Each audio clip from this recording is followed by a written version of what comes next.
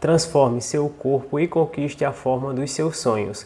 Descubra o programa de receitas para secar, garantido para resultados rápidos. Mude sua vida hoje mesmo e alcance a melhor versão de si mesmo. Descubra o programa de receitas para secar, garantido para resultados rápidos. Mude sua vida hoje mesmo e alcance a melhor versão de si mesmo. Clique agora no link na descrição.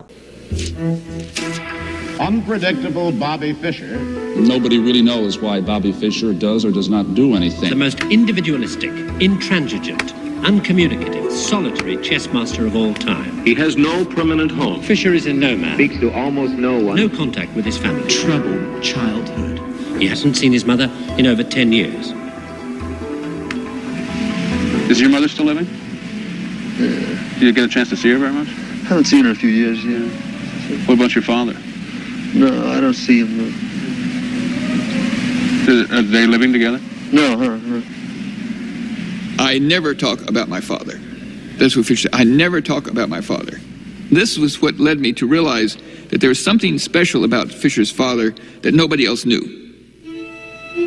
Regina Fischer has a 900-page FBI file, and one of the things it reveals is that Bobby Fischer's father was not Gerhard Fischer, as had been supposed and as the family had allowed to be known.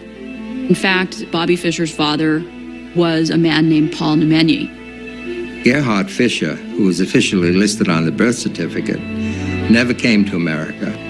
Regina and Paul Nemenyi met at a university near Denver, and they had an affair. Regina moved on and took the baby Bobby with her. Regina often, because she was destitute and needed help, would go to social service agencies and ask for help. Paul Nemenyi would show up and consult with the social workers because he was very concerned about Bobby. He said that Bobby, even at a very young age, was a very upset child. He was afraid that he wasn't being raised right.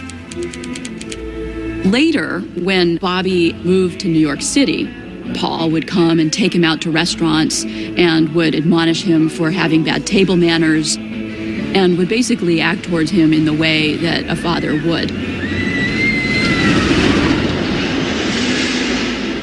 One day, Bobby asked his mother, "Where's Paul? Why isn't he coming around anymore?" When Nemenyi died, that's when his mother told him he was his real father. He learned about it only about the time he was 9 years old.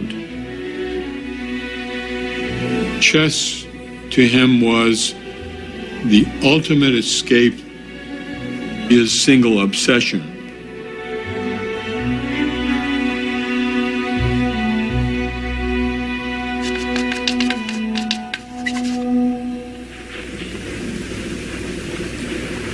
Well, Spassky is waiting. Right, and waiting and wondering whether Bobby will show or not show. And there's absolutely dead silence in the hall. Spassky is pacing, he's nervous, and... Wait, here comes Fischer, coming on the stage saying that he was caught in traffic. And I think Spassky was visibly relieved. And also perhaps pained. It didn't look like this match would happen, but finally it happened. And it was phenomenal. How do you spell relief, okay? Now, for the first time, we're looking at Bobby Fischer, the man that 8 times has won the United States Open Championship. I remember saying on TV at one point during the match, I said, we're really lucky to be alive at this moment when Bobby Fischer is playing Boris Spassky.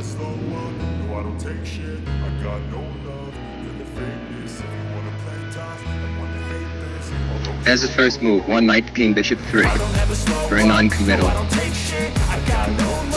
Now watch, see Fischer turn around here? He's checking to see that camera location. And now he goes over to protest those cameras being there. There's Olga Schmidt's background. Bobby said, "I feel disturbed. I cannot have that, please."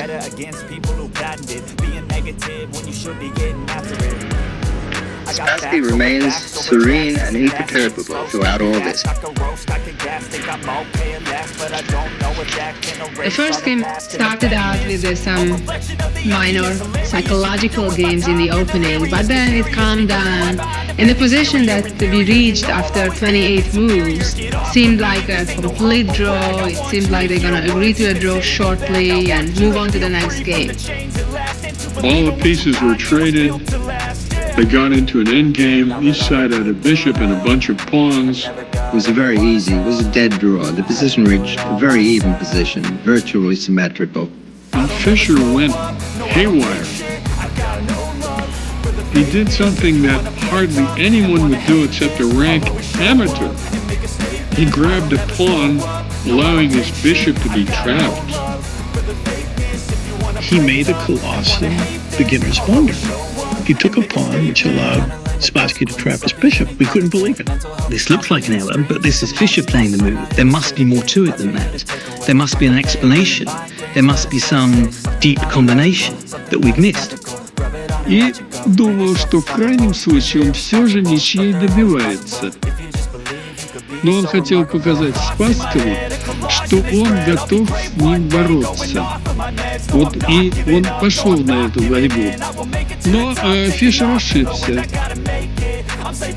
Bobby saw 6 moves ahead here. When he made the move, it just didn't see 7 moves ahead. White can interpolate a move. He can play bishop to queen too. Notice that cuts off the escape square. And then all that White has to do on the next move is play king to knight 2, and the bishop is lost.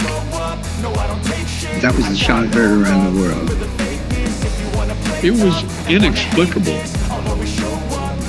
I still don't know how that happened.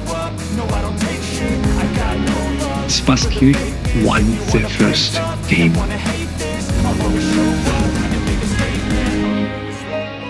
You had to get to 12.5 points. The best of 24. A win is 1, a loss is 0, and a draw is 1/2.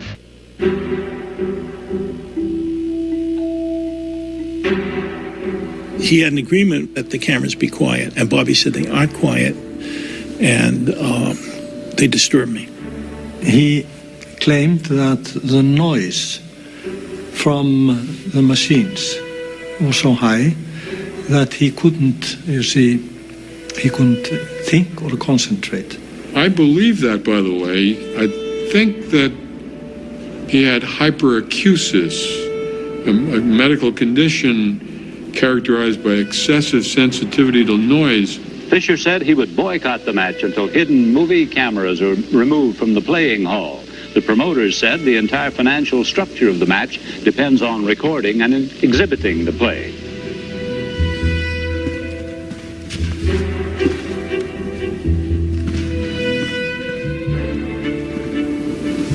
He asked to put the camera away.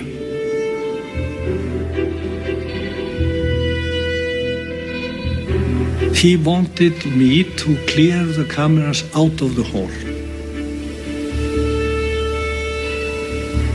And I said no.